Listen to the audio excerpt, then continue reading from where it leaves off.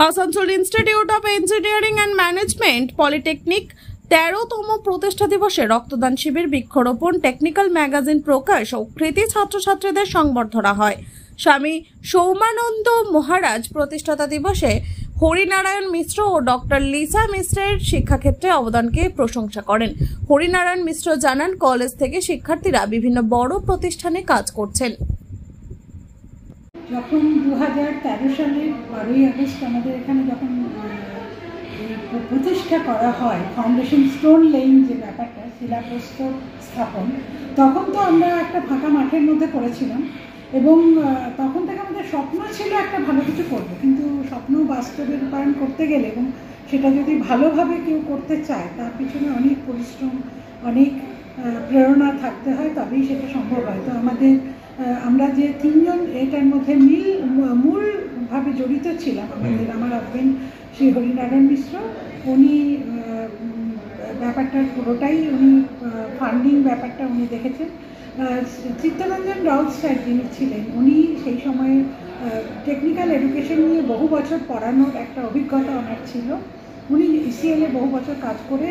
সদ্য রিটায়ার করবেন এই পর্যায়ে ছিলেন এবং আমি আসানসোল ইঞ্জিনিয়ারিং কলেজে 12 বছর পড়ানোর অভিজ্ঞতা সঞ্চয় করেছিলাম। তো সেইটুকু অভিজ্ঞতা নিয়ে এবং সেই সুবাদে আমাদের সাথে অনেকের ভালো ভালো মানুষদের সাথে পরিচয় হয়েছিল,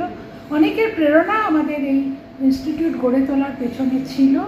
এবং তারা প্রত্যেকেই তাদের নিজেদের মতো করে আমাদেরকে পরামর্শ, সুযোগ সুবিধা,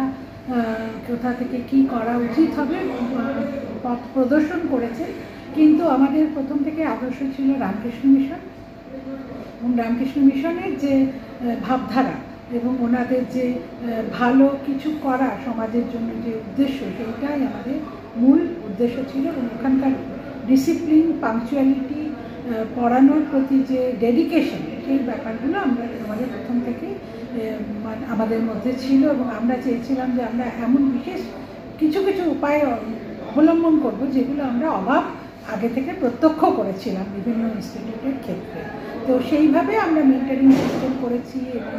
স্টুডেন্টদের প্রতি কীভাবে, এই বয়সের স্টুডেন্টদেরকে কীভাবে আমরা রাখলে তারা পড়াশোনাটা করবে মন দিয়ে, সেটার দিকেও দেখেছি। এবং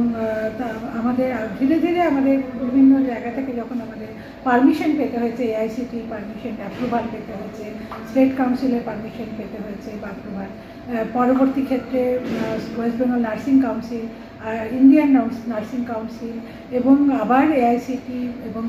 Maulana Abul Kalam Azad university of technology, এদের প্রত্যেকের যে পারমিশনের যে জায়গাগুলো, সেগুলো আমরা কিন্তু কোথাও কোনো প্রতারণা করিনি। আমাদের মূল উদ্দেশ্য ছিল আমাদের ভেতরে যে সততা ছিল, সেই সততাটা কিন্তু আমরা বরাবর নিয়ে চলেছি এবং সেই ইনস্টিটিউট গড়ার ক্ষেত্রেও কিন্তু আমাদের সততা 100% ছিল। প্রথম দিকে অনেকে এই ব্যাপারটা ঠিক বিশ্বাস করে উঠতেন না যে সৎভাবে